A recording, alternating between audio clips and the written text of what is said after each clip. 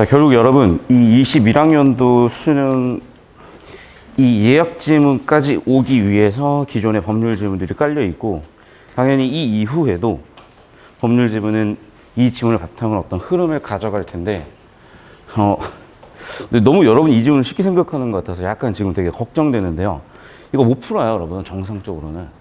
왜냐하면 이 지문이요, 변호사분들한테 가져다 드리면 이해를 못 해요. 말이 안 되잖아. 법률 지문인데, 법 지문인데 왜 변호사들이 이해가 안 되지? 아니, 이해 안 돼요.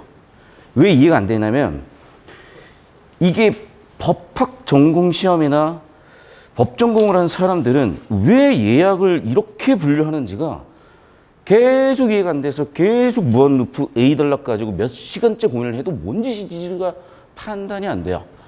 그래서 이거는 제가 아마 최근 수업들에서 몇 번 주목을 시켜드렸을 텐데, 흐름이 있다 그랬었잖아요. 경제 같은 경우도 그렇고 법도 그렇고요. 그 흐름 명확하게 잡아야 얘가 보이는 거고, 그 각 지문들이 하나하나의 퍼즐 조각이기도 하지만, 여기 와서는 궁극적으로는 표 처리 안 하면 절대 못 풉니다. 그 문제가 바로 28번 문제예요.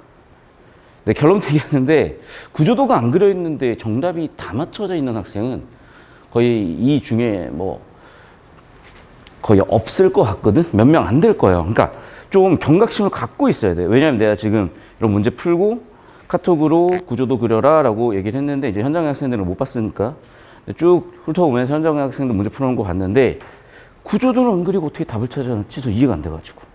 물론 그럴 수 있어요. 오히려 여러분들이 배경식이 전무하다면, 그래서 머릿속으로 구조도가 그려졌다면, 또는 그런 게 잘 잡혔다면 가능할 수도 있겠다는 생각은 드는데, 이게 저 같은 경우에도 나름 공부했다고, 나름 사실존재한도 공부했다고 도저히 이해가 안 되더라고. 그래서 아예 배경식을 배제하고 여러분 기출된 연계만 잡았어요. 그러니까 기출 시험 범위만 잡았어, 정확하게. 그랬더니 깔끔하게 답이 떨어져요.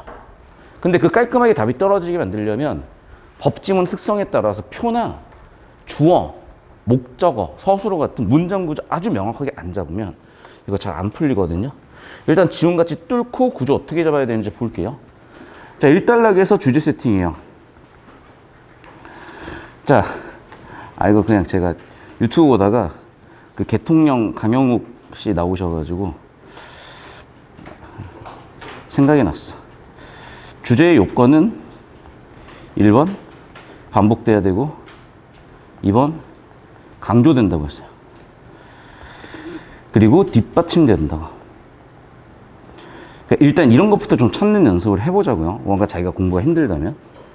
그리고 말 나온 김에 아마 방학 전후 해가지고 좀 쉬운 지문으로 할 거야. 그러니까 제가 클리닉 들어가서 학생들 좀 보고 있는데, 쉬운 지문으로 연습해야 될 필요성이 보이는 학생들이 좀 있어서요. 자, 그럼 봐. 채권은 권리다라고 규정을 하잖아요. 근데 이건 제가 주황색으로 안 치고 녹색으로 칠 거예요. 그리고 주제는 특정 행위를 받았어요. 보이시죠? 자, 그래서 이미 첫 줄 딱 들어가자마자 의도다분하게 얘가 보여야 되거든? 무슨 얘기냐면, 자,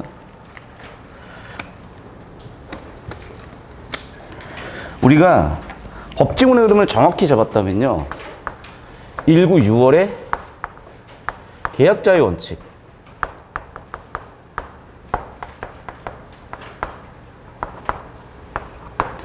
그리고 19 수능의 법률행위,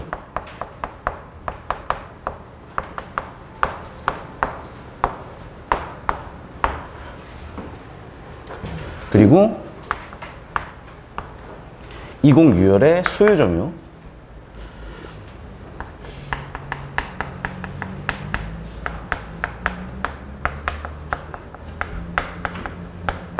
보이시죠?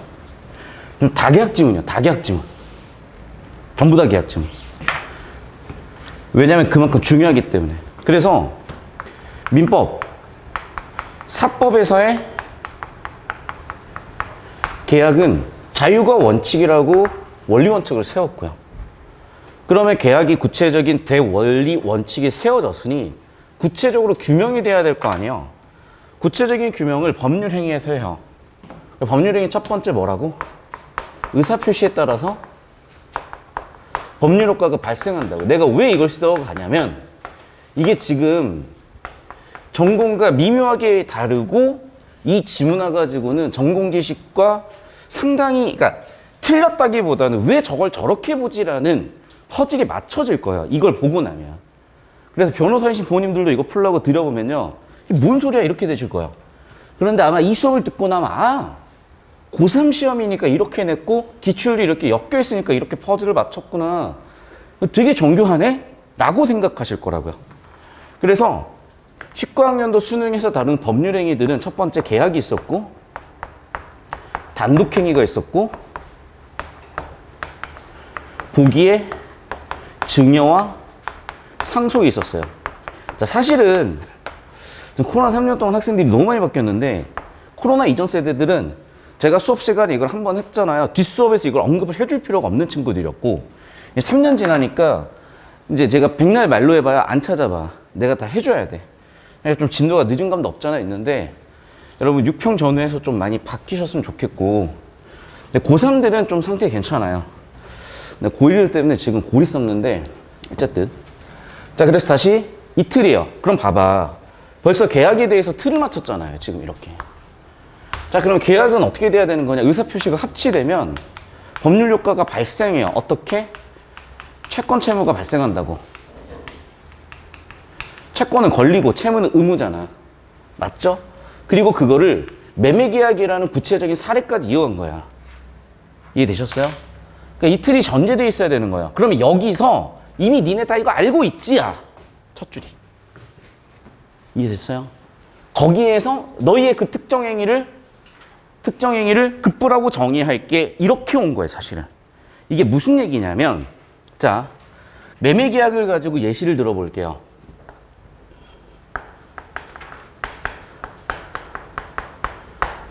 자, 매매계약에서 주어, 채무자는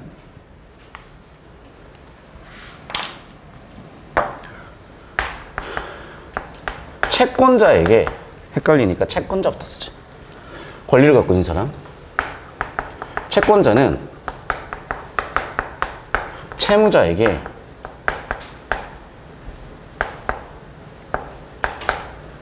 특정 행위를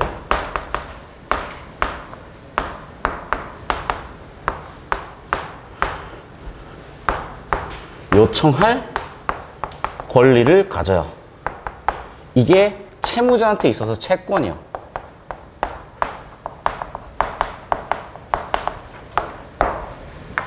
그러면 다시 정확하게 문장 구조 잡으면 채권자는 채무자에게 특정 행위를 요청할 권리를 가져요. 이게 다시 한번 말씀드리지만 주어 채무자일 때 이게 채무자의 채권이라고. 자 반대로 채무자는 채권자에게 특정 행위를 응할 의무가 있어요. 이게 채무자가 아니라 채권자라고.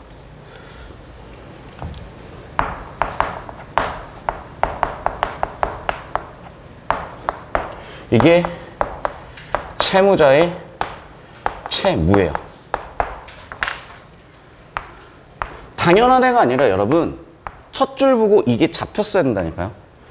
그리고 문제 푸는 과정에서 이 주어, 목적어, 서술어, 문장 구조 잡는 게 굉장히 단순화 시켜줄 거. 왜냐하면 채권자한테 채무, 채권, 채무자한테 채권, 채무, 특정 행위는 뭔지 이 정확한 정보들이 자기 자리를 찾아서 틀에서 자기 자리를 찾아서 정확하게 들어가 있어줘야 안 헷갈린다니까.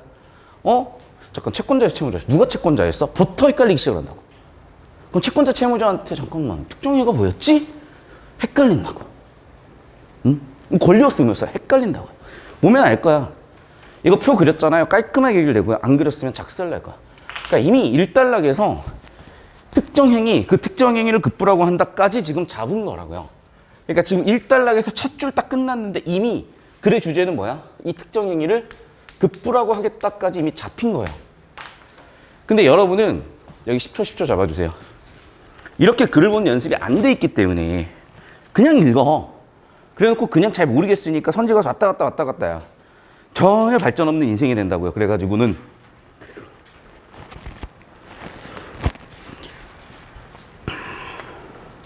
제가 요즘 들어 되게 후회하는 것 중에 하나가 뭐냐면 고등학교 때 공부를 정말 진심으로 제대로 했으면 열심히는 했어요. 근데 열심히 했는데 난 제대로 못했던 것 같아요. 제대로 했다면은 아마 직업도 많이 달라졌을 것 같아요.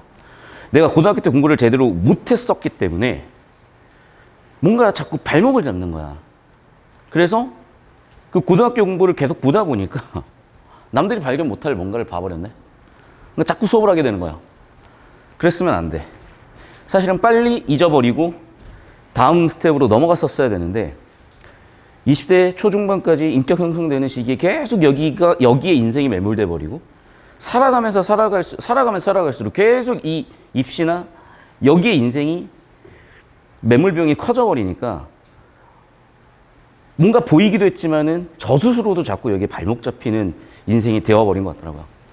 그래서 참 여러분한테 제가 항상 왜 좀 단호하게 말씀을 드리냐면 인생이 항상 달콤하고 웃으면서 설렁설렁 넘어갈 수 있다면 그런 인생이 상당히 확률 높다면 저는 이래도 그만 저래도 그만이라고 했을 거예요. 이게 좀 지역색이 있거든. 예를 들면 창원 같은 지역은요 공단이 되게 크기 때문에 저도 살았었지만 중산층이 되게 두텁고 잘 안 무너져요. 중산층이. 그러니까 그런 동네에서 뭔가 집이 안정감 있게 잡힌 상태라면 사실은 모르겠어요. 앞으로 세대는. 근데 내 세대까지는 대충 살아도 크게 인생에 문제가 없었던 것 같아요.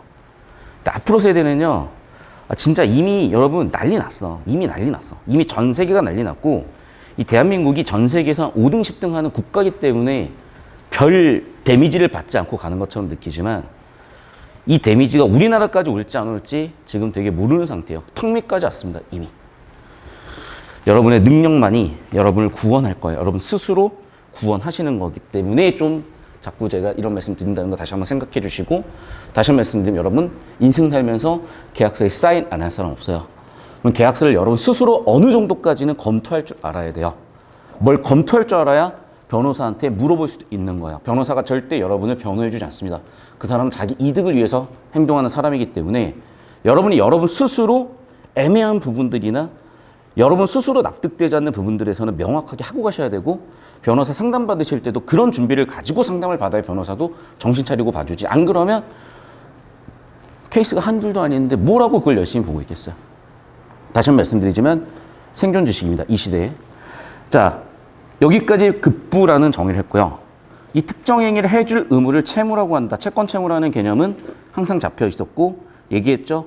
내가 뭔가를 요구하려면 내가 의무가 있었어야 되는 거야. 또는 권리 없이 의무만 있으면 그건 노예라고 그랬어요. 여러분 국가에 대한 의무다 하시고 권리도 찾아 먹으세요.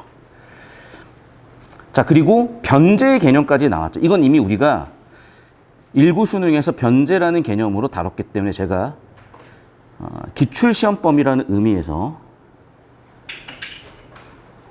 녹색으로 써드리고 여기 채무의 소멸 변제라고도 쓰겠습니다. 그런데 그 급부라는 것은 봐봐. 특정행위, 급부, 특정행위 그리고 급부 이행 그리고 또 급부. 잘 봐. 그 급부의 종류를 두 가지로 나눴어요. 1번 일반적으로 우리가 이렇게 마트나 편의점에서 사는 물. 그러면 나는 판매자와 구매자 사이에서 채권 채무는 돈을 주면 걔는 받을 권리. 나는 돈을 줄 의무. 물건을 소유권을 나한테 줄 의무가 있을 거고 나는 받을 권리가 있겠죠. 그렇게 채권 채무 소멸될 수 있는데 이렇게 재화나 서비스인 경우도 많지만 그 외의 내용일 수도 있다. 그러면 의도는 그 외의 내용이 뭐였겠냐는 거죠. 그러니까 예약지문 세팅을 다 하는 거예요. 자, 예약지문은 이 급부가 되게 특이하다는 거죠. 급부가 보통의 경우 재화나 서비스인데 이 예약은 급부가 재화 서비스가 아닌 거야, 얘들아. 되게 특이한 계약이야. 이렇게 도입을 한 거예요. 근데 여기까지 보일 수는 없어. 2단락, 3단락을 보다 보면 보일 거라고. 그래서 굉장히 여러분이 차분하고 꼼꼼하게 차곡차곡 주제를 집중해서 봐줬어야 보이는 거고 여러분이 읽었던 방법 정확하게 이 느낌이 딱 보였어야 돼요. 아, 특정행위 급부구나, 주제 반복 강조되구나. 뒷받침되고 있구나. 그런데 1단락 끝, 2단락 초반부 넘어가는 분의 주제 세팅된 핫플레이스에서 급부의 종류는 이런 것일 수가 있겠구나. 라고 하면서 이제 포괄적으로 민법이라고 원리 세팅을 크게 하고 있죠.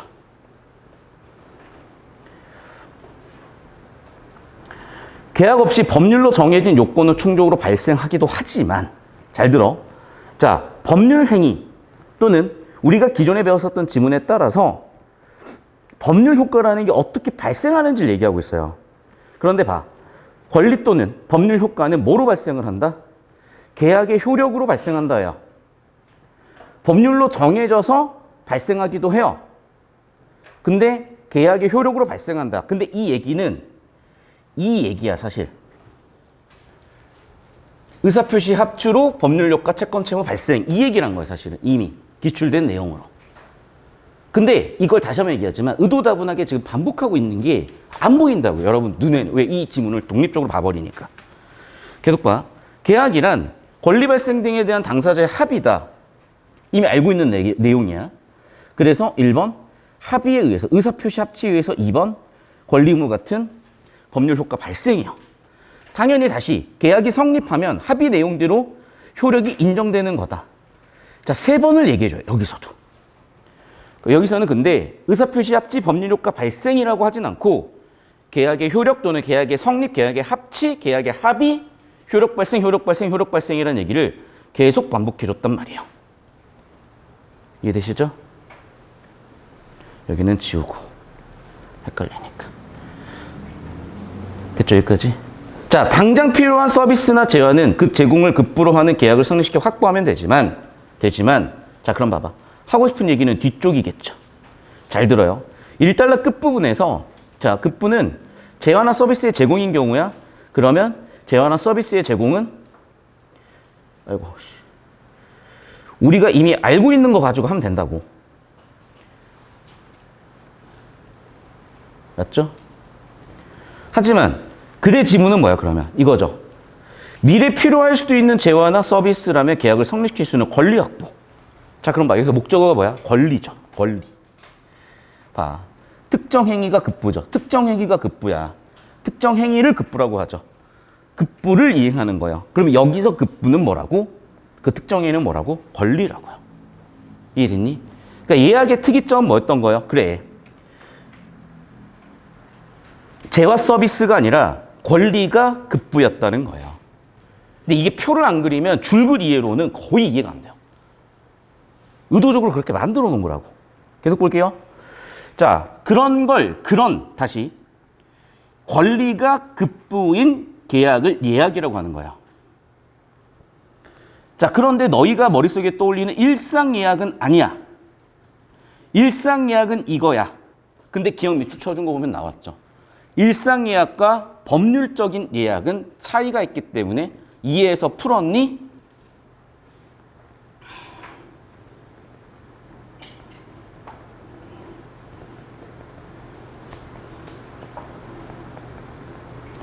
(27번을) 당연히 세팅할 수밖에 없는 거예요. 근데 이걸 발췌적으로 풀었다고요? 아니요, 무조건 틀려요. 5분의 1 확률로 맞았겠지. 20%로는 맞았겠지. 근데 심지어 20%도 안 되는 경우들이 훨씬 많아요. 발췌적으로 절대 못 푼다, 여러분. 함정을 여기저기 다 파놨어요. 계속 볼게요. 자, 법적으로 예약은 그럼 뭔데? 그래, 주제 법적으로 예약은 뭔데? 당사자들이 합의한 내용대로 권리가 발생하는 계약의 일종이고 제한이나 서비스 제공을 급부 내용으로 하는 다른 계약인 본계약을 성립시킬 수 있는 권리 발생을 목적으로 한다. 자, 봐. 이렇게 줄글로 정의했거든? 안 들어온다니까. 이 줄글 백날 천날 읽어봐야 안 들어와요. 그러니까 이거를 표를 처리하지 않고 풀었다는 건 나는 상상할 수가 없어. 나 인정. 존나 인정. 진짜. 이걸 100% 다 이해하고 있어. 존나 인정. 근데 이해하고 있는데 표를 못 그린다? 아니요. 그건 거짓말이야. 여러분 수식을 이해했고 수학을 이해하는데 그래프를 못 그린다? 그건 말이 안 되는 거지. 맞잖아요. 내가 수학 문제 풀이를 이해했는데 풀이 과정을 쓸 수 없어요? 그건 풀 줄 모르는, 그건 거짓말이야, 사실은. 거짓말이라고. 정확하게 여기까지요. 됐죠? 자, 그러면서 예약의 유형을 2가지로 나눕니다. 3단락. 잘 들어. 이 A단락은 더더욱 이해가 안 돼야 정상이야. 왜? 불완전 정보거든요. 철저하게. 심지어 전공적으로 바라보면 이렇게 분류하지 않아요. 예약은. 잘 들어. 여러분이 법 교과서를 보잖아요. 대학 전공교재를 보잖아요. 예약은 이렇게 정의하지 않아요. 심지어 예약을 이렇게 분류하지도 않아요. 그러니까 변호사분들이 이거 A 달러 갖다 주면 아씨 뭔 소리지? 왜 이렇게 넣어놨어? 이렇게 돼요. 이게 아닌데? 자, 그런데 이걸 고3 시험이라고 생각을 하고 이 구조, 이 흐름, 내 원론서를 바탕으로 보시면 맞네. 이게 맞네. 수능, 국어, 고3 시험이니까 이렇게 하는 게 맞네. 라고 하세요. 계속 볼게. 자, 그러면 예약은 이렇게 두 가지 유형이 있대요. 자, 첫 번째 유형. 밑줄. 채권을 발생시키는 예약이 있고요. 두 번째는 예약 완결권을 발생시키는 예약이요. 근데 문제는 뭐냐면 채권을 발생시키는 예약조차 잘 이해가 안 되는데 잘 봐. 이 채권의 급부 내용. 급부는 뭐야? 예약상의 권리자의 본계약 성립 요구에 대해 상대방이 승낙하는 것. 그러면서 이해하시라고 사례까지 줬어요. 자, 그럼 봐. 여기까지 예약의 성립이잖아.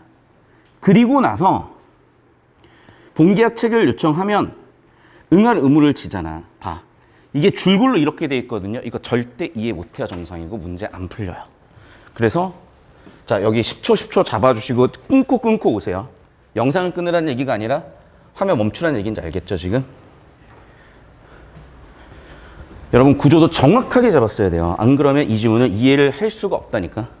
아, 자꾸 됐다고 우기지 마. 제발 우기지 마요.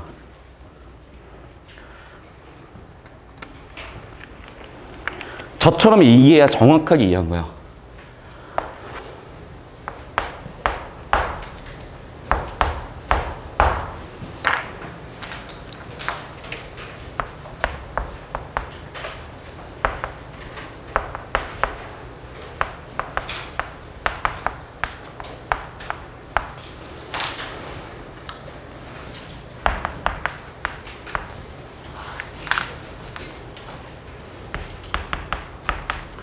자, 그리고 여기까지 오셨으면 필기하시고 여러분 스스로 구조도 그려야 돼, 이제 제발.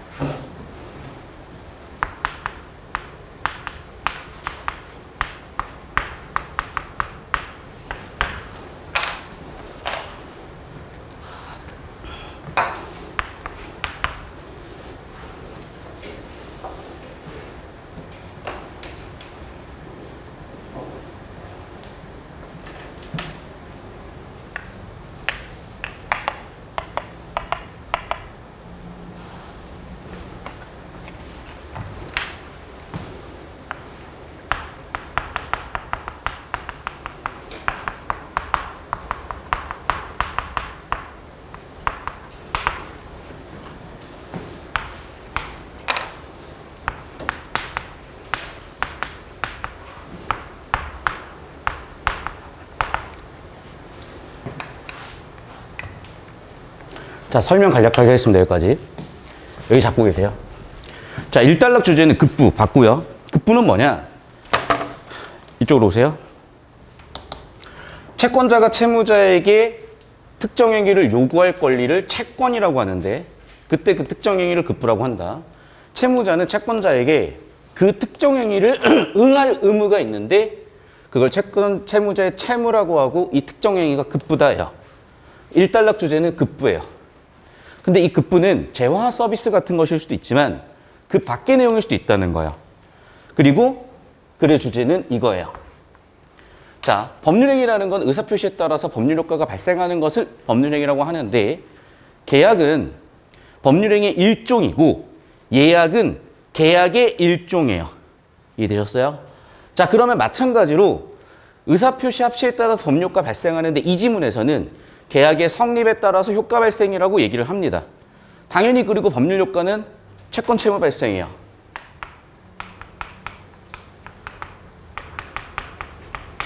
자, 예를 들어 3단락 내용을 정리하자면 이런 거죠. 첫 번째, 이 예약의 성립 단계 1단계에서는요. 계약이 성립됐다고 하잖아, 지금. 그럼 그 첫 문장을 어떻게 풀어쓸 수 있냐면 이거야. 정리하면 첫 번째, 회사가 공고를 냈고요. 응찰을 해요. 그래서 선정을 통보했어. 그러면 계약이 성립됐다고 하거든. 지문을 보시면 알겠지만 됐어요. 두 번째, 그러면 본계약이라는 걸 또 하는 거야. 자, 그럼 볼게요. 본계약의 권리자는 회사야 급식업체야? 모르죠, 여러분? 이건 급식업체야. 급식업체가 예약권자야. 그러니까 여러분 이걸 표를 안 그리면 이게 헷갈려가지고 볼 수가 없어요. 잘 들어. 다시 지문 내용을 보면 이해가 될 텐데 잘 보세요. 봐. 문장에 주어 잡아. 문장에 주어 잡아. 이에 따라 선정된 업체가 주어요. 본계약 체결을 요청하는 거야. 됐어? 회사는 응할 의무를 져요. 이해됐죠? 그럼 봐. 회사는 의무가 있는 존재죠. 그러면 예약이라는 권리, 예약상 권리자는 여기서 누구겠냐고요. 예약상 권리자의 본계약 성립 요구, 본계약 성립 요구, 본계약 성립 요구. 상대방, 회사가 승낙하는 거다. 응할 의무가 있는 거잖아요. 이해돼? 대응돼? 지금 이게 보여요? 문장 구조 빡세게 잡는 이유가 여러분이 영어 같은 거 공부할 때 직독직해로 그냥 구조 안 잡고 끊어읽기 안 하고 쭉쭉 읽어나가는 실력자도 있지만 주어부, 서술부 또는 정확하게 신텍스 구조에 따라서 의미 구조를 잡아주면 의미가 되게 명확해져요. 우리가 문법을 배우는 이유는 틀에 맞춰서 정확하게 의미를 처리하기 위해서요. 문법이라는 게 의미 체계니까.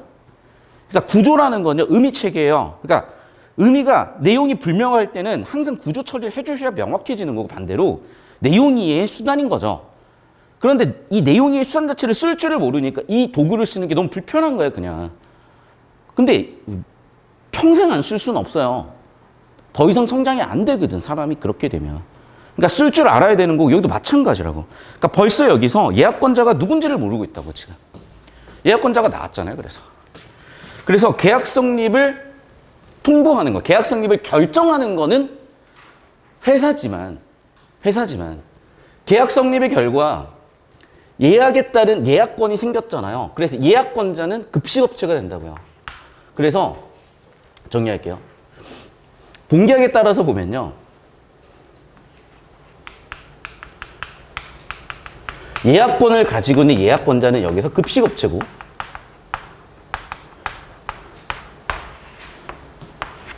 급식업체의 책임과 의무가 있어요. 급식업체의 채권은 뭐겠어? 대금을 지급해달라는 권리겠죠. 급식업체의 의무는 뭐겠어요? 급식을 납품할 의무겠죠. 반대로 회사 쪽에서는 납품을 받을 권리겠죠. 의무는요, 대금을 지급할 권리겠죠. 이 표가 하나 만들어지는 거야. 이해됐어? 자, 그럼 봐봐. 계약 성립 시점에서의 표를 하나 그려보세요. 그러니까 봐봐. 이게 안 되는 답 나오는 건 이해가 안 된다니까, 나는. 잘 보세요. 역시 급식 업체와 회사를 놓고 표를 그려볼게요. 급식 업체의 채권은 뭔데? 여기서 본계약 성립을 요청할 권리죠. 얘는 본계약 성립에 대해서 응할 권리죠. 응할 의무죠. 회사의 채권 없어. 맞죠? 회사의 채권 없다고. 지문 3단락 봐. 뭐 2단락도 보세요. 계약 성립 시점에서 회사의 권리는 없어요. 이해됐냐, 여기까지? 그럼 봐봐. 채권 채무의 대상. 이 목적어라는 거는 북한에서는 대상어라고 한다 그랬어요. 행위, 서술의 대상이 되는 말이니까. 행위의 대상이니까. 요청의 대상, 특정 행위. 응할 대상, 특정 행위, 급부랑 동의어야. 그러면 계약 성립 시점에서 권리의 대상, 본계약, 요청의 대상, 본계약 성립이잖아요. 이게 이 채권이 급부라고요. 언제? 예약에서는. 됐죠? 그리고 그 예약권자가 야, 이제 우리 이제 본계약하자 라고 의사표시를 하면 그때 우리가 알고 있는 일반적인 채권 채무 관계가 생기는 거야. 이해됐니?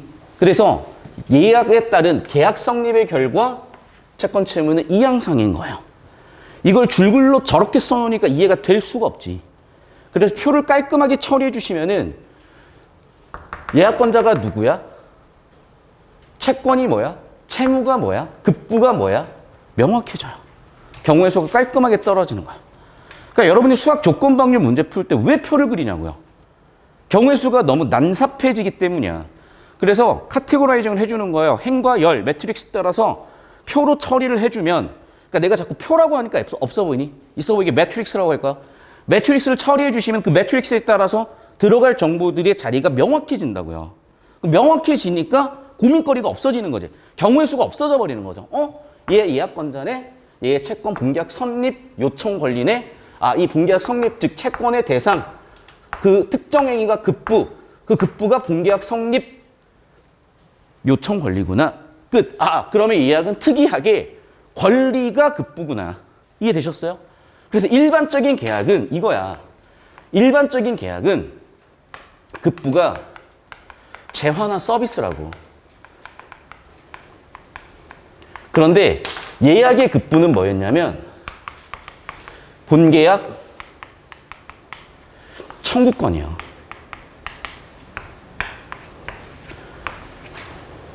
됐어? 이게 제일 중요했던 내용이에요.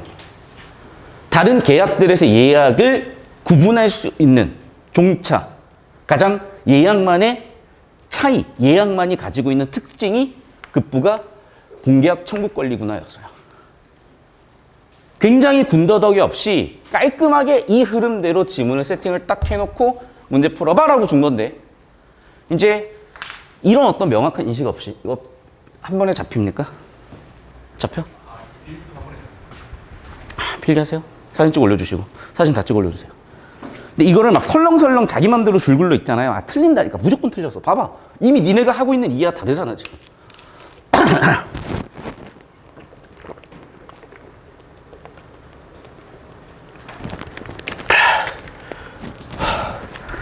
아, 너무 돼지가 돼가지고.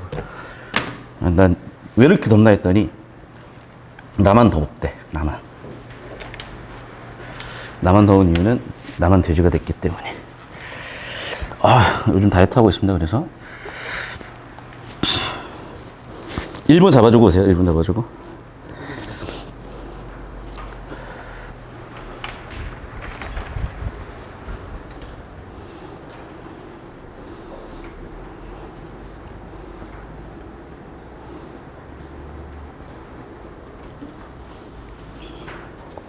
자, 그래도 미용실 가서 머리 자르는데 손님이라고 내가 내 수술을 돼지라고 하니까 또 또 챙겨주신다고.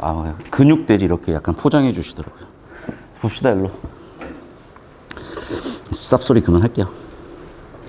자, 일단 3단락은 여러분 읽어봐봐요. 어차피 잘 이해 안 될 거니까 넘어가고 좀 이따가 어차피 27번 문제, 28번 문제 풀면서 돌아와서 정리할 거니까 그때 할게요.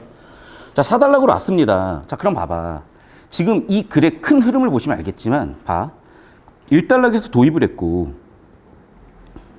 2단락에서 원리 세팅을 했고, 그 원리를 3단락에서 적용을 했고, 아주 전형적인 법률 지문의 흐름이잖아요, 여기까지는.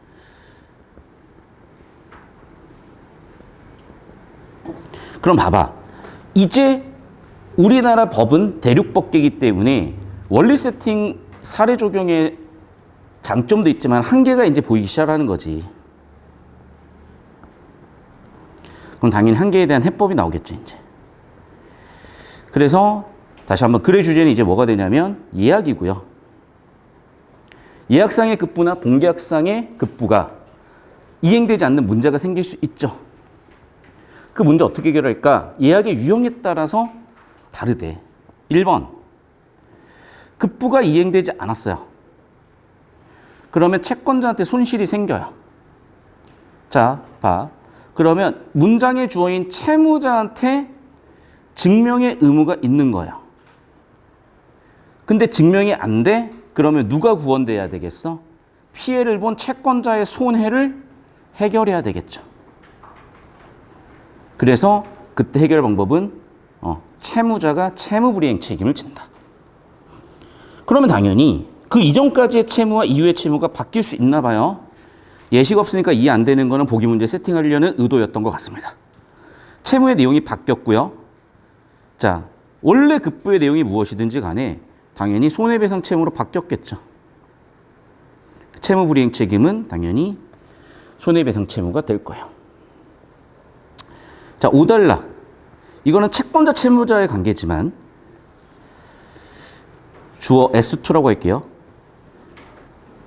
채권자 S1이라고 하고, 자, 그러니까 서브젝트 주어인 거야, 이게 S는. 타인. S3라는 사람이 나타났어요. 얘의 고의가실이 있었기 때문이래. 그럼 당연히 얘도 문제가 있는 거죠.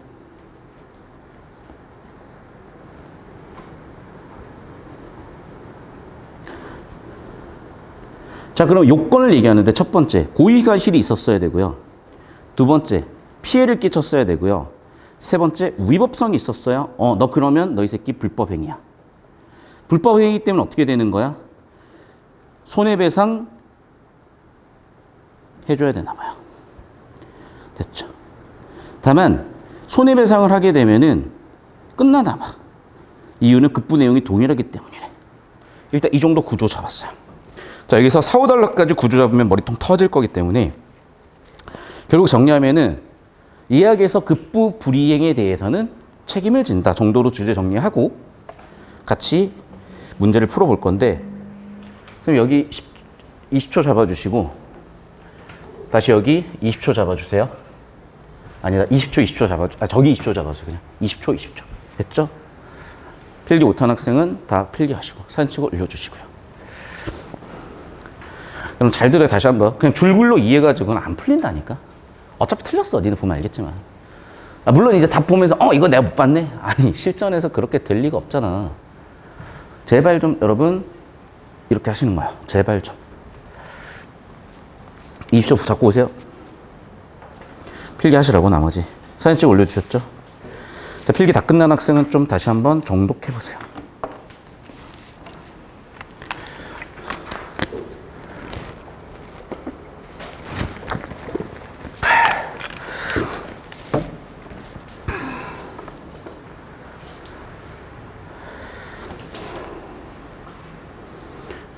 이쪽 올까요, 이제? 여러분, 봐봐, 이제. 그러니까 이런 거는 발췌적하면 상당히 혼란스러워요. 자, 원리 세팅을 해보자고, 지금. 보세요. 계약이 성립하면 우리 구조도 잡은 거 보이잖아. 야, 계약이 뭔데? 1. 의사표시 합치에 따라서 2. 법률 효과 발생이잖아. 그쵸? 그 법률 효과는 뭔데? 채권 채무잖아요. 아니, 그러면 당연히 1번이 맞지. 괜찮지. 계약 성립 자체가 의사표시 합치돼서 법률효과가 발생한 건데 추가합의가 왜 필요해요? 이해됐어? 그러니까 이거를 발제도로 가겠다는 발상 자체가 그냥 진짜 지문을 정확하게 처리하고 의도대로 뭘 하겠다는 게 아니라 그냥 자기 편한 나름의 방법을 찾겠다는 건데 아니요. 전국에 28명조차 안 돼요. 그걸로 구원받을 수 있는 사람은. 2번 선지 볼게요. 재화나 서비스 제공을 대상으로 하는 권리 외에 다른 형태. 그래 이게 일단락 주제. 야 봐봐. 일단락에서 진짜 배경으로 세팅한 거죠. 일단락에서 주제로 세팅한 거죠. 맞지? 재화나 서비스 제공을 대상으로 하는 권리도 있을 거고 다른 권리도 있을 거고 재화나 서비스 제공 보통 이게 일반적인 급부야. 그런데 그 일반적인 급부를 청구할 권리가 예약상에서의 권리잖아요. 예약의 급부잖아요. 이해되지? 그러니까 1, 2단락 내용에 따라서 정확하게 선지 설계가 된 건데 이걸 저렇게 표 처리하거나 구조 처리해가지고 된 학생은 응? 하고 넘어갈 수 있는 선지들인데 그게 안 되면 열심히 발주독하면서 솔직히 확신이 없어. 아 근데 맞는 것 같아. 뭐 이런 느낌으로 자꾸 느낌으로 막 그냥 맞겠지 뭐 이러면서 간다니까. 3번 선지. 예약상 권리자는 본계약상 권리. 그래 이게 정확하게 예약의 정의잖아요. 예약상 권리자는 맞지? 왜? 얘는 어떤 권리를 가져? 본계약 성립 요청 권리를 가져. 맞죠? 본계약 성립 요청 권리를 간다고. 맞지? 그럼 예약상의 권리자가 본계약 성립 요청을 하면 그걸 받아들인 채무자 오케이 했으면은 본계약 내용들이 발생할 거 아니야. 이해돼요? 그럼 당연히 예약상의 권리자에게 본계약 발생의 권리가 생기잖아. 본계약 성립 또는 발생의 요청 권리가 생기잖아. 그러면 정확하게 딕션이 똑같진 않지만은 이런 표현도 나쁠 건 없는 거지. 이게 논리학 시험에 있다면 따져야 돼, 이거를. 근데 이제 수능 국어 지문이고 주제구조 잡았으면 주제구조에 크게 벗어난 내용은 아닌 거예요. 4번 선지.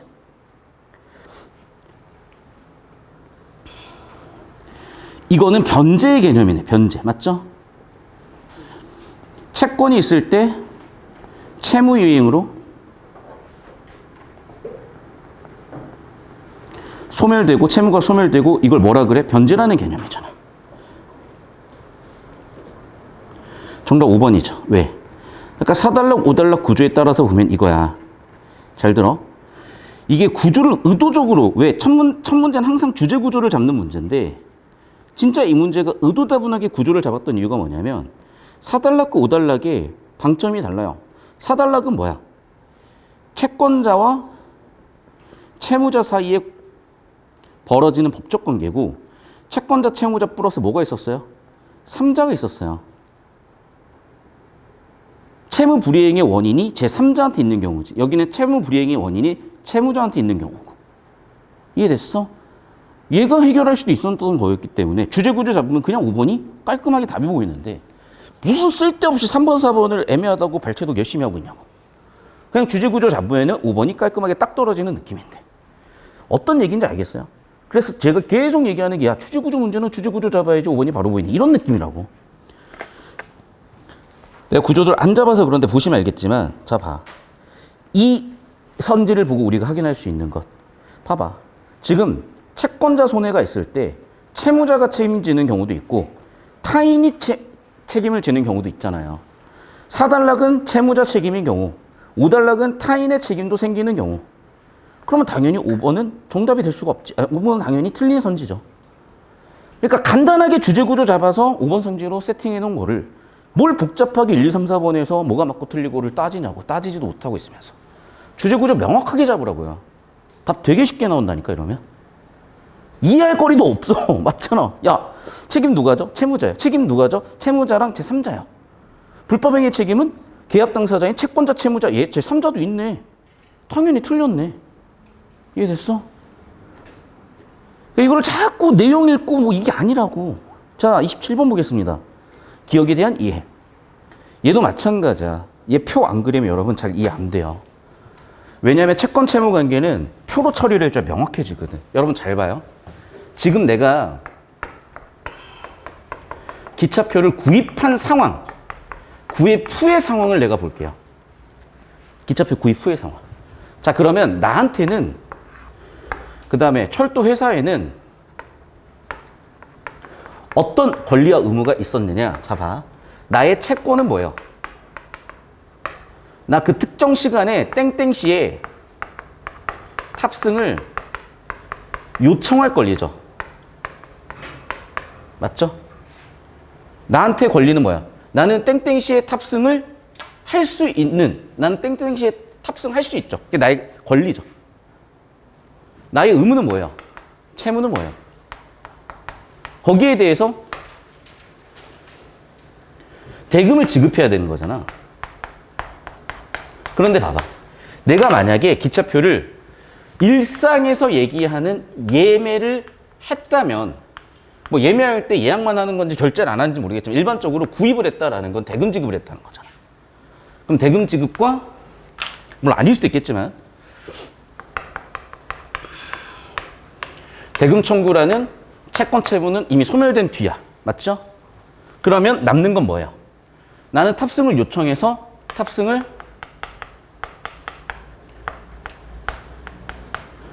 시킬 권리를 시킬 의무를 갖고 있는 거죠. 그러니까 나는 땡땡시에 탑승할 권리가 있고 있는데 땡땡시에 탑승시켜야 될 의무가 있는 거죠. 탑승에 응할 의무가 있는 거죠. 됐어, 여기까지? 자, 그럼 봐.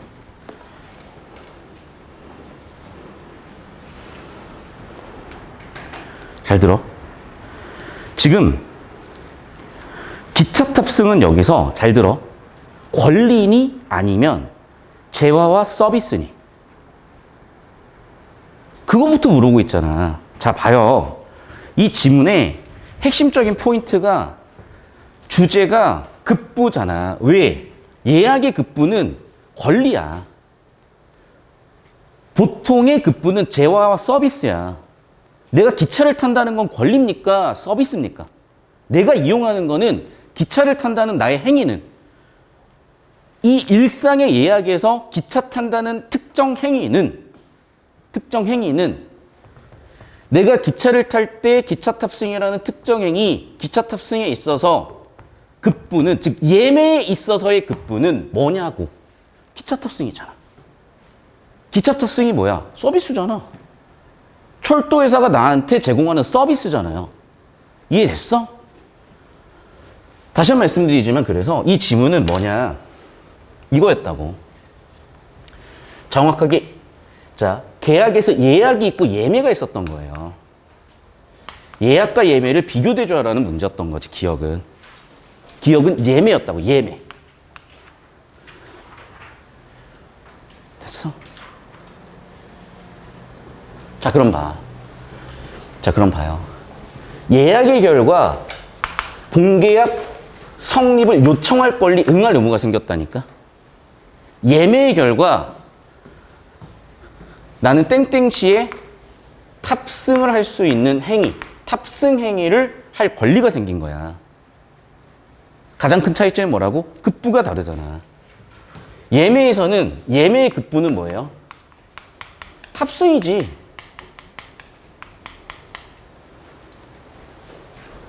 재화 서비스라고요, 얘는. 1달러 끝부분에 세팅된 재화와 서비스 예매였던 거고요.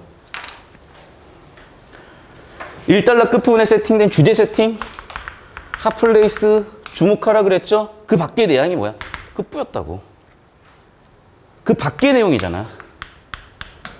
그 밖의 내용이 급부인 경우잖아요. 이해됐어? 그래. 그런데 1번부터 니네는 이제 발목 잡히는 이유가 뭐야? 저렇게 구조가 빡세게 안 잡히니까 맞는 거 아니야? 이러고 있다니까? 맞긴 개뿔이? 왜 맞다고 생각이 들겠어? 그래, 정확하게 정보가 처리가 안 됐으니까 이렇게 꼬여버리는 거. 왜? 이렇게 잘 들어. 법률 지문은 아주 명확해야 돼요. 모든 경우의 수가 다 정확히 처리가 돼야 되는 거야. 왜? 단 하나라도 뭔가 인과가 틀렸다든지 단 하나라도 정보가 잘못되면은 피해자가 가해자가 되고 가해자가 피해자가 되잖아요. 그런 일을 만들면 안 돼. 그렇기 때문에 법률은 아주 명확해요. 정말로. 정말 연역적으로 논리무결해요. 법률은. 법은. 그러면 여러분 연역적으로 논리무결하게 모든 가능성을 다 따져야 되는데 여러분이 언제 따지냐고. 그 도구가 중2 때 배웠던 조건법률이야. 표 그리는 거라니까. 영어로 있어 보이게 얘기할게요. 매트릭스 처리하는 걸. 매트릭스 처리. 그럼 표 처리했잖아요. 들어갈 정보가 명확해지니까 혼선거리가 하나도 안 생겨요. 비교대조 했잖아요. 혼선거리가 하나도 안 생겨요.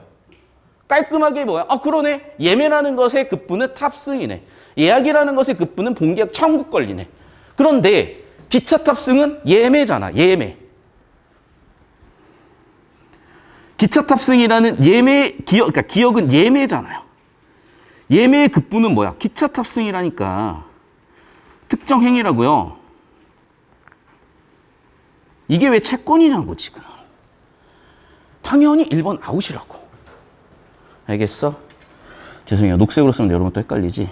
주제니까 주황색으로 할게요. 얘는 예매였다고요. 아, 잠깐만. 미안해. 파란색으로 할게.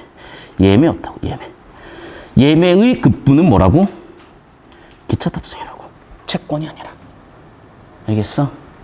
예매 채권은 기차 탑승 급부라고요. 급부.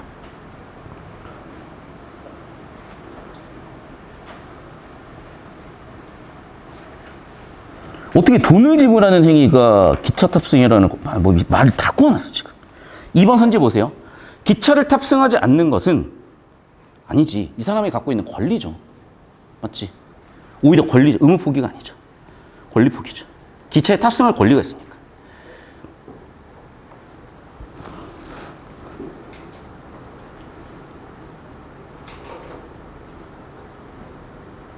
(3번) 기차 승차권을 미리 구입하는 것은 계약을 성립시키면서 채권의 행사 시점을 미래로 정해두는 것이다. 정확하게 예매에 대한 설명한 것 같은데요. 맞잖아. 이게 예매잖아 지금. 맞네. 정답 3번이네.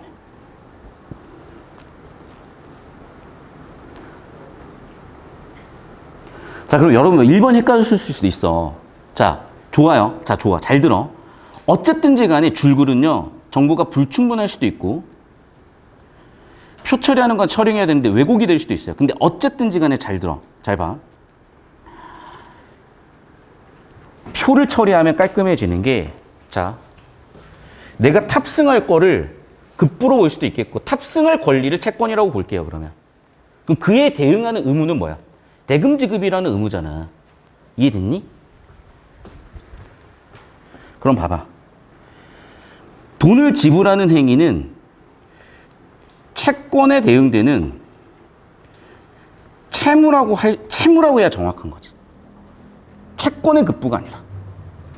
맞죠? 그러니까 채무의 급부지. 채무의 급부. 그러니까 봐봐. 기차 탑승을 권리로 봤다는 거는 기차 탑승 권리에 대한 의무는 뭐예요? 다시. 자, 주어가 누구야? 고객이야. 고객한테 있어서 권리는 기차 탑승이잖아. 고객한테 있어서 의무는 뭐예요? 대금 지급이에요. 여기 있잖아. 표. 그러니까 이걸 자꾸 줄거로 쓰면 헷갈리니까 이렇게 하라는 거야. 고객한테 있어서 기차 탑승이라는 권리가 있다고 치자고. 그럼 그 권리에 대응되는 의무는 뭐냐고요? 돈을 내야 될 거 아니야. 이해됐어? 채무가 이 사람의 의무지. 대금 지급이 의무지. 맞잖아. 근데 대금 지급을 채권이라고 해놨잖아, 지금. 대금 지급을 채권의 급부라고 해놨잖아. 이해됐어? 그러니까 이로 보나 저로 보나 어쨌든 1번 선지는 답이 될 수가 없어. 근데 니네는 1번 선지부터 이제 발이 걸리는 거야. 왜? 뭔가 지금 애매해져 버리니까. 아니라니까. 그냥 깔끔하게 표 하나 처리해줬으면 얘는 맞을 수가 없다고. 자, 헷갈리죠? 지울게. 표 처리하라고. 그러니까 표 처리. 잘 봐요. 잘 봐. 자, 예매표를 여기다 처리해 볼게. 예매하는 상황에서 예매권자 볼게요. 자, 예매권자의 권리는 뭐야? 기차 탑승이잖아. 예매권자의 의무는 뭐야? 대금 지급이잖아. 그럼 봐봐. 기차 탑승이 채권에 해당한다라고 했으면 예매권자의 권리를 얘기한 거죠. 그럼 돈을 지불하는 행위는 의무에 해당하는 급부잖아. 채권에 해당하는 급부가 아니라. 이해됐어? 예매권자한테 권리는 기차 탑승이란 권리고 그에 따른 의무로 대금 지급을 해줘야 돼. 기차 탑승이 채권에 해당한다면 돈을 지불하는 대금 지급이라는 행위는 의무잖아요. 의무의 급부잖아. 이걸 보고도 이해되죠, 이거는? 아니, 내가 기차표를 샀어. 오치가 오려네. 뭐 기차표를 이렇게 샀다고 합시다. 예를 들면 기차표라고 할게요. 기차표를 돈 주고 샀다고 치자. 그럼 이게 기차표고 더 헷갈리네. 아니, 자, 내가 이렇게 개찰구에 가가지고 돈 내고 표를 받잖아. 됐어? 표는 기차 탑승 권리고 돈은 기차 탑승을 하기 위해 내가 낸 돈이고 대금 지급은 나의 의무고 기차 탑승은 권리고 기차 탑승이 권리라면 돈을 지불하는 행위는 의무, 채무라고 채무의 급부라고 표 그리면 이해 못할 게 하나도 없어. 근데 줄글로 왔다 갔다 하고 옆에다 쓸데없는 이상한 짓을 하니까 헷갈리는 거 아니에요. 왜 이거 표로 처리 한 번에 처리되냐? 조건 방열이 다 정리되니까 경우의 수가 다 정리되니까야. 그래서 매트릭스를 쓰는 거예요. 그러니까 여러분이 이제 입사하면 또는 여러분이 대학원을 가긴 하면은 엑셀을 진짜 필수적으로 쓰는 이유가 이 매트릭스가 정보 처리 그냥 탑이에요. 행렬 처리가 탑이야. 그냥 무조건 그건 할 줄 알아야 돼. 이거라고 이거. 2번 선지 볼게요. 기차 탑승하지 않는 것을 승차권 구입 발생할 채권에 대응한 아니 난 권리잖아. 봐봐. 이 표 하나 처리해가지고 지금 1번도 깔끔 2번도 깔끔 다 처리되잖아요, 지금. 1번, 2번 다 처리되잖아, 지금. 자, 근데 봐봐. 내가 예매를 한다는 거는 당장 타는 게 아니잖아요. 내가 땡땡시에 타는 거잖아. 그러니까 내가 땡땡시에 탈 권리를 정해두는 거지. 맞죠? 당연히 표를 샀으니까 계약은 성립했을 거고.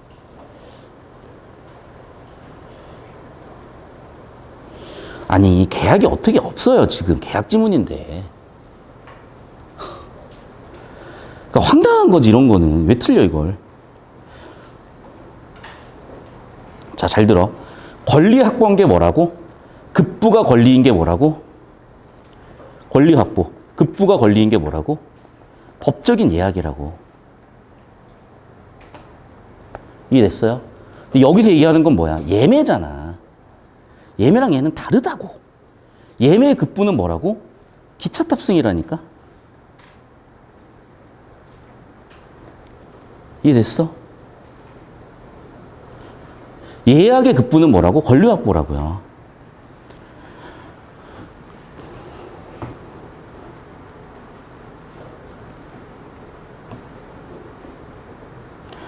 자, 미래에 필요한 기차 탑승이라는 서비스 이용이라는 계약. 이게 뭐야? 본계약이지.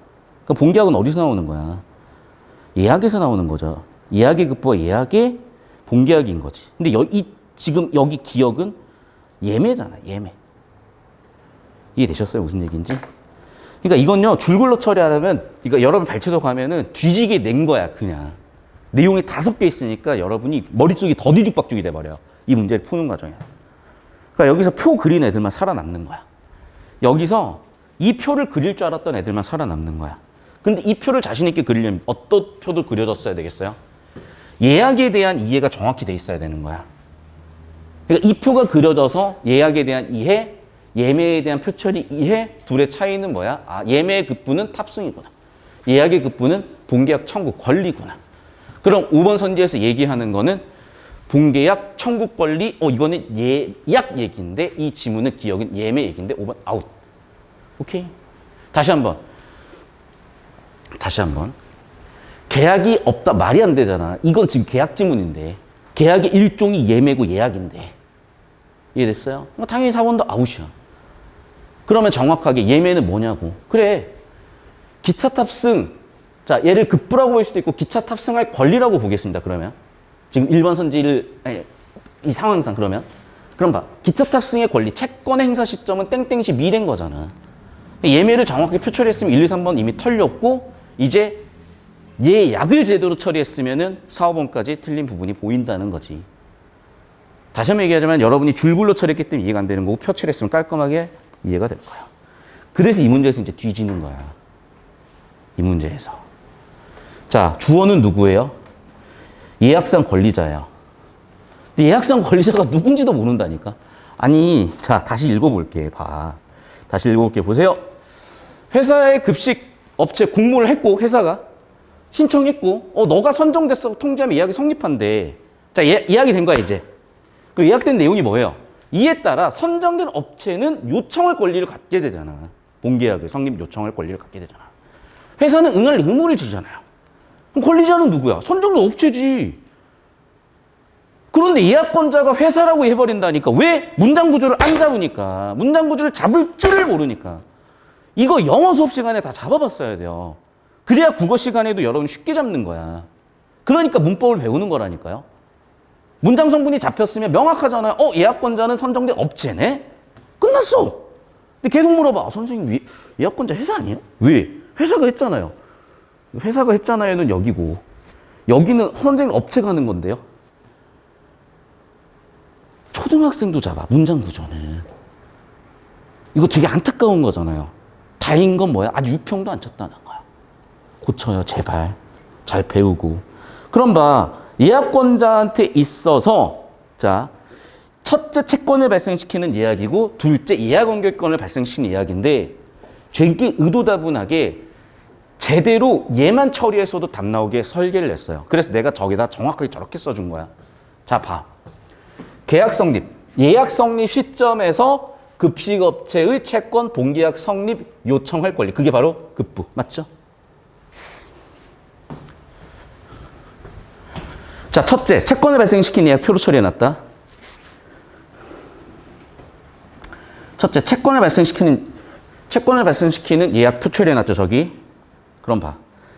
자, 예약권자는 여기서 급식업체야.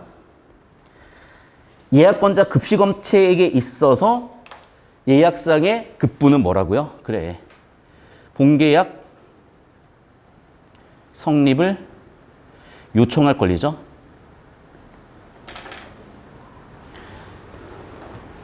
그렇죠? 자, 두 번째. 디귿 볼게.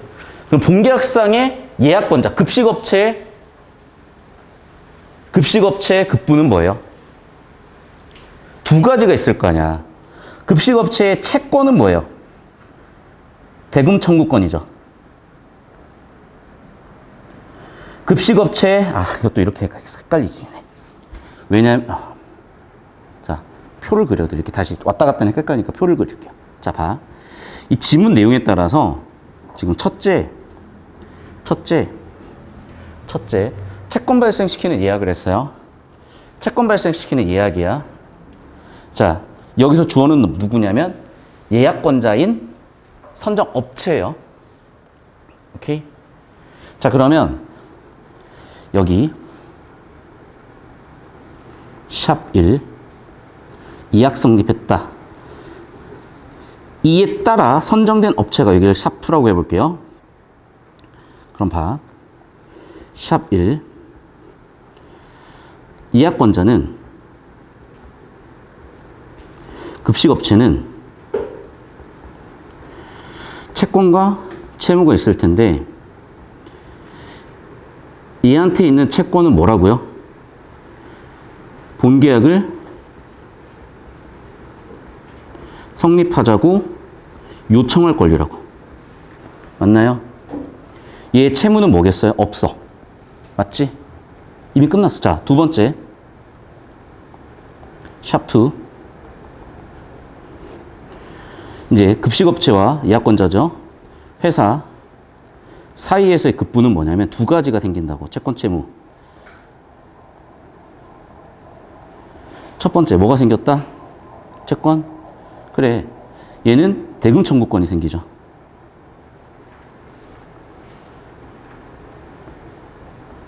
채무는 급식 납품해야죠.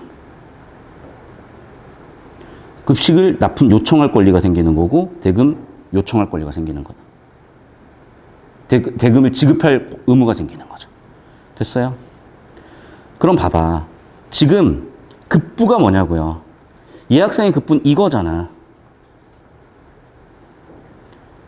이 내용 그대로 들어가주면 된다고요.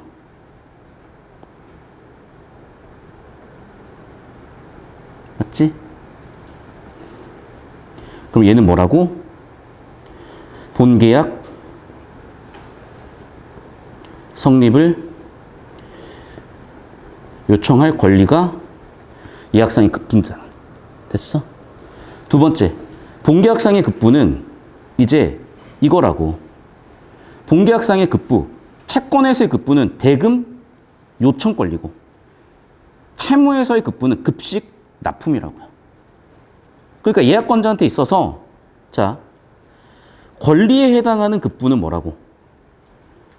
대금 지급 요청이라고. 의무에 해당하는 급부는 뭐라고? 급식 납품하는 거라고요. 여기까지 이해됐니? 자, 그러면 정답은 몇 번?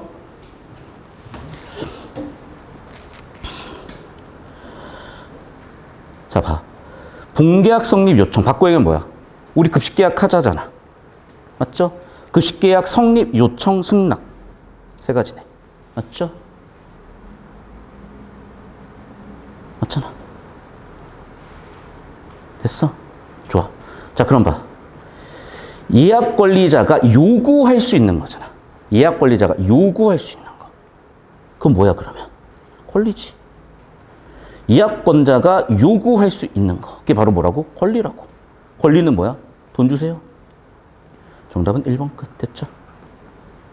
니은은 처리할 필요도 없이 답 나왔어. 내가 그래서 진짜 표처리 뒤지게 하라는 이유가 이거예요. 깔끔하잖아. 줄글로 풀어 써봐. 죽어, 이거. 그러니까 운 좋게 여러분이 뭐가 아다리가 맞아가지고 1번이 하고 넘어가실 수 있는 거지. 이게 실전에서 조금만 신중해져 버리면 전부 확고야. 그런 경우는 다 알걸? 여러분, 왜 국어가 진짜 약간 국어가 되게 요물단지야. 되게 요망한 과목이야. 왠 줄 알아? 하면 할수록 뭔가 이상해질 때가 있어. 수학은 잘 안 그래요. 영어도 잘 안 그래. 근데 국어는 뭔가 내가 폼이 딱 올라왔을 때 여기서 왜 폼이 무너지냐면 여기까지 올라왔을 때는 뭔가 주제 구조 잡는 감각에서 올라온 거거든. 근데 그게 되니까 애들이 욕심을 부리기 시작을 해. 어떻게? 세부 정도를 자꾸 야근야근 가져올라 그래. 내가 70%만 처리해도 답이 나왔어. 주제 구조에 집중해서 70% 처리했더니 답이 다 나왔는데 나머지 30 세부 정보들을 처리하는 과정에서 폼만 망가지는 거야. 그래서 국어가 최상위권 애들도 이러는 거야. 무슨 얘기인지 알겠어요? 그걸 여러분 20년 겪었어. 나도. 여러분 선배 후배 다 겪고 있고. 제발 표처리 뒤지게 했어야 돼요. 됐죠? 여기까지? 자, 그러면 이제 29번인데 자, 이렇게 합시다. 그래서 제가 캡처해서 올려드릴 테니까 필기 깔끔하게 다 하시고 사진 정확하게 정리하세요. 오케이? 자, 현재 시간 20분이야. 30분에 시작할 건데 잠깐 5분 쉬시고 제가 4, 5단락 구조도까지 깔끔하게 정리해 놓을게요. 그리고 나서 29번도 풀 건데 잘 들어. 여러분이 4, 5단락 구조도를 옆에다 그려서 29번 풀어보세요. 되게 편해질 거야. 자, 잠깐 쉬었다 가겠습니다. 사실 뭐 보기는 이미 다 있는 내용들이 있어서 정리할 건 딱히 없는데 자, 첫 번째 갑은 예약권자죠.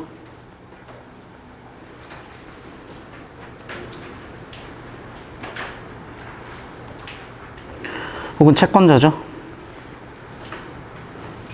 자, 이제 을은 채무자예요. 그리고 병이 타인이고 그런데 얘가 고의과실이 있었고 위법성도 있었고 그래서 결국에는 손해까지 입은 상황이면 그에 따라서 병한테도 책임 발생할 수 있잖아. 잠깐 설명 다시 한번 하고 갈게요. 지금 얘랑 좀 양상이 달라요. 여기는 원리 세팅하는 1, 2, 3단락이었어요. 예약에 대해서. 4, 5단락에서는 그 원리 세팅한 결과 야, 근데 얘가 채무 불이행하면 어떻게 해? 이렇게 해결할 거라는 PS 구조 잡는 법지문 정형적인 구조였어요. 그래서 그 원인이 채무자한테 있어. 그리고 그 채무자의 고의과실이고 채무자의 채무불이행의 결과 채권자 손실이 일어나면 채무자는 채무불이행 책임이 생겨 그건 손해배상 채무가 된대요. 5달러 타인도 고의과실을 가지고 피해를 주고 위법성을 가지고 있었다면 불법행위 책임이 생기고 그건 손해배상 채무인데 둘 다 똑같은 손해배상 채무를 가지고 있기 때문에 채무자든 타인이든 채무 이행을 해버리면 그 채권은 소멸된다, 손해배상 채무는 소멸된다 까지 정리가 된 거예요. 그래서 이미 다 요건은 성립이 됐습니다. 1번 선지 볼게요. 가가 발생하는 과정에 의뢰 과실이 있는 경우 당연히 성립이죠. 의뢰 과실이 있는 경우 당연히 성립이죠. 당연히 그 과실에 따라서 피해가 발생했다면 을은 갑에 대한 채무 불이행 책임을 지게 되고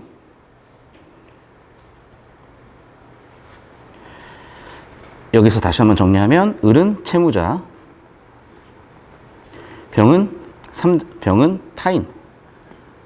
그런데 이미 보기 내용의 근거에서 얘도 지금 책임을 지고 있잖아. 맞죠? 역시 그래서 을은 갑에 대해서 채무불이행 책임, 당연히 병도 손해배상 채무 발생하겠죠. 됐니? 아니 이미 보기에서 지금 병도 책임이 있어야지.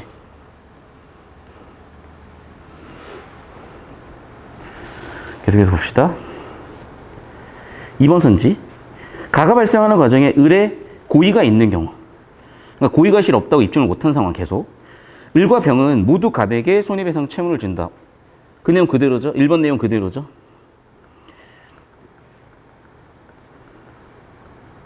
그 손해에 대한 해결은 당연히 갑에 대한 손해배상 채무겠죠. 그런데 아까도 얘기했지만 그 손해배상 채무는 동일했기 때문에 한쪽이라도 배상을 하게 되면 변제 소멸된다고 했어요. 그러니까 이 구조도 딱 정리해 주시면 그냥 깔끔하게 다 보였던 거예요, 이게. 그러니까 이걸 자꾸 이걸 못하겠으니까 연습을 안 해서 자신도 없고 시간도 오래 걸리니까 자꾸 줄굴별체독으로 돌아오는 과정에서 여러분이 딱히 실력적으로 늘 게 없어버려, 그러면. 제발 이 연습을 계속 해주세요. 한 지문 한 지문. 조금이라도 한 문제라도 틀린 지문에서 선지 하나 확인하는 게 편하긴 하겠지만 도움은 안 돼요. 그냥 구조도 빡빡하게 그리세요. 특히 기출들이라면. 그리고 심지어 여러분이 사설이나 교육청이나 뭐 이감이라든지 별의별 이상한 문제들도 희한하게 구조도 그리면 답이 희한하게 보여요. 그게 왜 그러냐면 이 국어를 전공해서 문제를 낼 줄 아는 사람들 머릿속에 상당 부분 공통된 관념이 있거든요. 그 관념 체계가 여러분이 표를 그려주시면, 매트릭스를 그려주시면 또는 구조도를 그려주시면 그 관념 체계가 눈에 되게 명시적으로 보여요. 그러니까 이렇게 줄글만 봐가지고는 안 보여. 그냥 글이야.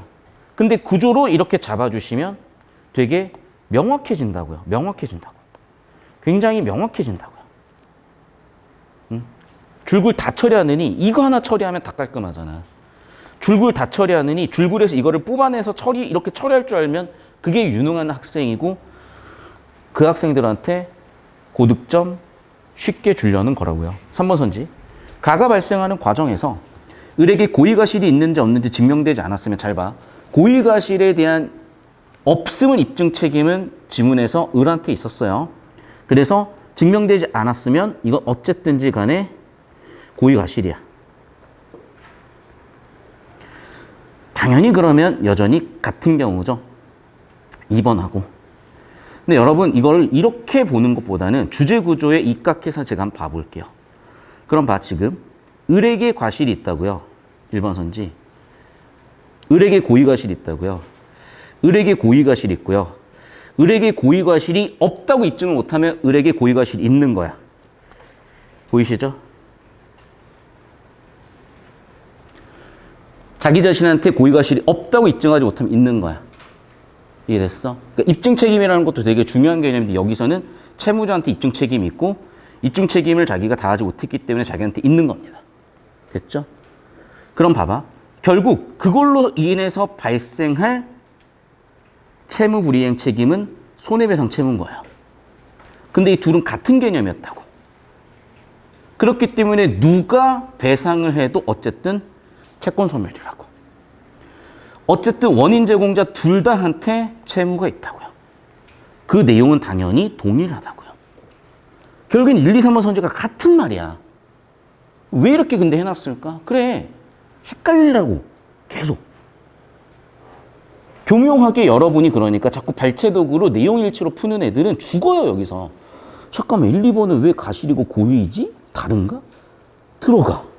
다른 게 없는데? 아, 둘 다 맞나? 또 뭐 하나 따져. 아, 뭐지? 을이, 갑이, 병이, 막 이러고, 지가 문제를 꼰다니까, 그냥. 아니, 그냥 이거야. 정확하게 주제 구조 잡아서 이해하고 있으면 봐봐. 개념을 이해를 해야지. 여러분, 그 개념을 이해한다는 게 이해가 되려면 정보가 단축이 돼야 돼. 아, 되게 간단한 거예요, 여러분, 이게. 자, 여기다 팁을 하나 드리면, 실생활 엮어봐. 지문은 머리 하는 상황을 엮어줬잖아요. 자, 갑은 머리를 해야 돼. 예약을 했고요. 얘는 채권자예요. 나 머리 해야 돼. 연예인이어가지고 이제 행사 나가려고 되게 오랜만에 행사가 잡혔어. 머리 해야 돼. 그런데 병이 아마 견제하는 사람이었나 봐요. 얘가 고의과실을 가지고 위법성을 가지고 어떤 의도를 가지고 얘한테 피해를 준 상황이야. 을은 별 생각은 없었겠지만 자신의 고의과실을 없음을 현재 고의과실이 있을 수도 있고 없을 수도 있어요.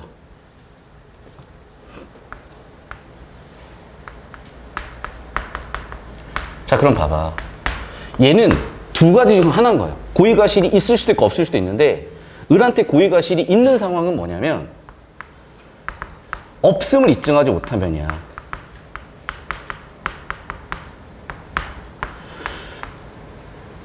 맞죠?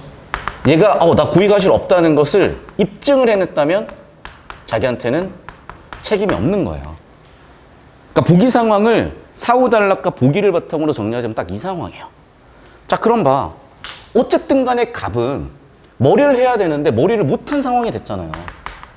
그럼 피해에 대해서 손해배상 책임은 둘 다한테 있지. 얘네들이 원인 제공을 했다면. 이해됐어?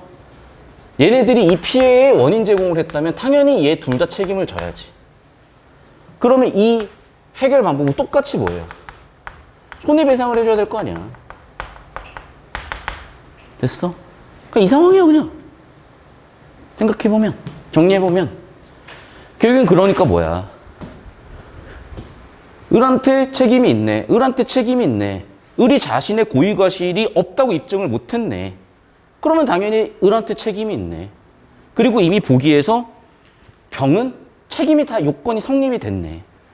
그러면 1, 2, 3번은 다 똑같은 상황이요. 을, 병이 갑한테 다 갑한테 다 손해배상 채무가 생기는 거지. 동일한 손해배상 채무가 생기는 거죠. 그리고 을은 원래 채무자였기 때문에 을은 채무불이행 책임이 생긴 거고 그 채무불이행 책임은 손해배상 채무인 거고. 자, 병은요. 사단락에 나와 있다시피 여기 정리했다시피 불법행위 책임이 있는 거고 불법행위 책임은 손해배상 채무가 되는 거라. 그러니까 결과적으로 채무자한테도 타인한테도 동일한 손해배상 채무가 생기네요. 다만 이 손해배상 채무는 이유가 다른 거지. 얘는 채무불이행 책임 때문에 생긴 거고 얘는 불법행위 책임 때문에 생긴 거지. 그래서 이런 구조가 이렇게 깔끔하고 정확하게 정리될수록 결국 1, 2, 3번은 똑같은 얘기를 한 거야. 4번 선지 볼게요. 자, 봐봐. 지금 고의과실이 있든지 없든지 증명을 못했으면 결국 누구한테 입증 책임이 있고 누가 책임을 져야 된다? 채무자가 책임을 져야 된다. 결국에는 을의 고의과실이다.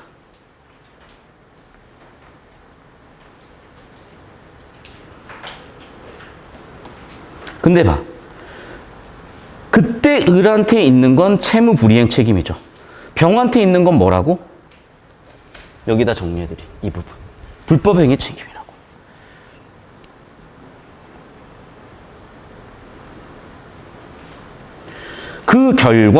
그 결과 둘은 손해배상 채무를 갖는 거지.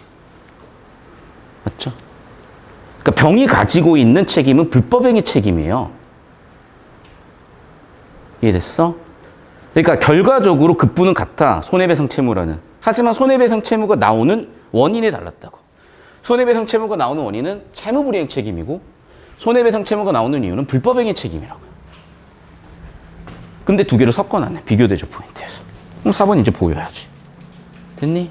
그러니까 다시 한번 말씀드리지만 구조도 빡빡하게 그리거나 비교대조 표처리를 제대로 했거나 특히 법률 지문이기 때문에 표처리, 경우의 수, 표처리, 조건방률, 경우의 수 모든 가능한 경우에 대해서 파악이 안 되는 상황이었다면 당연히 발췌도 가는 과정에서 터져나갔을 거고요. 그걸 우리가 기존의 법 지문들을 통해서 한번 정리가 됐으면 잡혔을 텐데 잘 들으세요. 어차피 이 지문은 이해가 안 돼야 정상이야. 이유는 법전공자들은 이해를 할 수가 없어요. 왜냐하면 예약은 이렇게 설명하는 게 아니거든. 전공자들한테는. 그러면 왜 여러분한테 이렇게 설명을 해놨냐. 이런 느낌이야. 여러분이 초등학교가 뭐야. 예를 들면 5살 먹은 조카한테 조카가 물어봤어. 형, 삼촌 또는 뭐 언니, 누나 왜 하늘은 파래? 빛의 산란 때문이란다. 빛의 산란에는 내일 산란과 미산란이 있단다. 알아먹겠니? 어려워지는 거야. 이제 예를 들면 그 얘기예요. 그러니까 여러분 눈높이에 맞춰가지고 재처리를 한 거야. 정보를. 그래서 3살 먹은 조카니까 파란색 보니까 기분이 어때? 좋아. 하느님이 너를 위해서 기분 좋게 만드셨나 봐. 예를 들면 말도 안 되는 얘기지만 3살 먹은 5살 먹은 애들한테는 그렇게 대답해 줄 수도 있는 거잖아. 최소한 내일 살려면 미살려면 아무 얘기도 모르는 것보다는 나은 것 같아 나는. 자, 그런 느낌이에요. 예를 들면 극단적으로 비유하자면 그럼 그걸 본 옆에 있었던 물리학자가 저 무식한 새끼가 무슨 하느님 얘기를 꺼내고 있다고. 그런 느낌이라고 예를 들자면.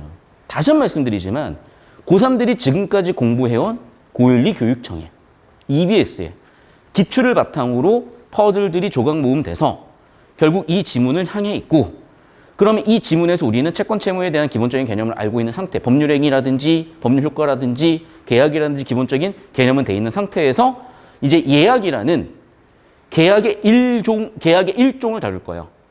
그리고 얘는 예매하는 단락. 그래서 두 개를 비교대조 포인트 하는 2단락을 통해서 특히 3단락에서 세팅해서 표처리를 통해서 이 지문에서 설계한 바를 읽어낼 수 있었느냐? 그러면 정답이 보이는구나. 이런 느낌인 거지.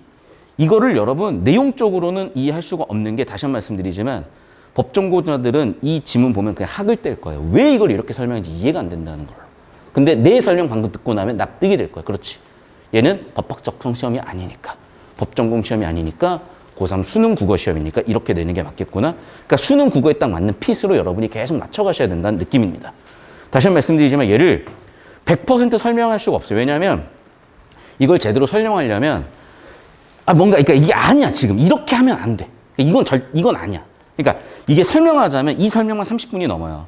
그러니까 예를 들면 편무계약과 쌍무계약으로 계약을 분류하거든. 무슨 얘기냐면 봐봐. 지금 얘는 채권 채무가 쌍이잖아. 그러니까 이런 걸 쌍무계약이라고 해요. 얘는 채권 채무가 한쪽만 존재하잖아. 그러니까 이런 걸 편무계약이라고 하거든. 그러니까 계약을 분류한다면은 편무계약이냐 쌍무계약으로 분류를 하기도 하고 그 법학 나름의 분류 체계나 정보 체계가 있고 그 나름의 정리된 바가 있는데 이거를 맞추려고 붙이다 보면 자꾸 안 맞더라고. 근데 나는 그 이유를 얘기했었잖아요. 얘가 전공시험이 아니니까 오히려 전공 지식 갖고도 풀리게는 안 내는 거야. 왜냐하면 전공 지식 갖고 풀리게 내면 그게 더 오히려 큰 사회적 문제지. 야, 애들한테 대학교 지금 전체 학생들이 경제학도 전공해야 되고 법학도 전공해야 되는 거냐. 별의별 얘기가 나올 거 아니야. 그러니까 딱 다시 한 번 말씀드리지만 수능 시험 범위를 전제해서 고3 수준에서 기존에 배웠던 도구를 바탕으로 처리할 수 있는 시험. 이 느낌 잡아주시면 될 것 같아요. 자, 영상 여기까지 끊을 거고요. 됐죠? 끊어.